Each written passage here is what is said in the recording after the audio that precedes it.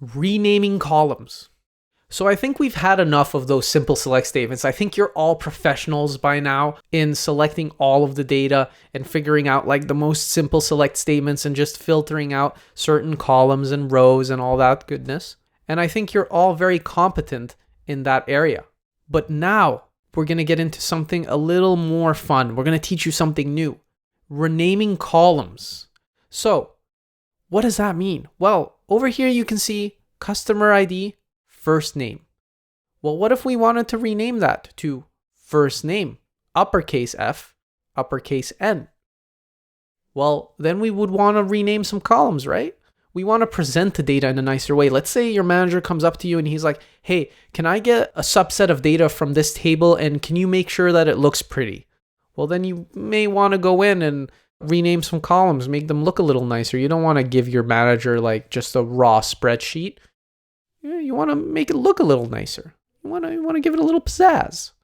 So how would we go about that? Well, when renaming columns, it's a very simple statement. It's select column as, and then between string quotes, you give it a new name.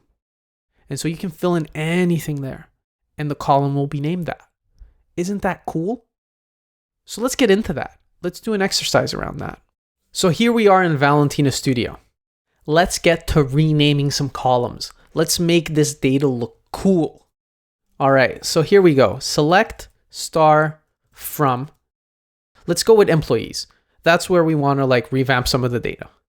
So over here we can see employee number, birth date, first name, last name, gender, and hire date. So let's take the first three and let's make them look a little nicer. So let's take employee number. And let's rename that. Well, okay, looks like I selected everything here by auto-selecting. But all I wanted was employee number. And we want to do that as employee number. All right, let's see how that works. There we go, employee number. Looking nicer already. Then we had birth date. So let's do that as birthday. That's a nicer way of saying it. Less formal. And also let's take first name. First name. And let's do that as first name. All right, what's this gonna look like? Boom, there we go. Easy peasy. And just like that, we have an easier way of naming columns. We can format columns.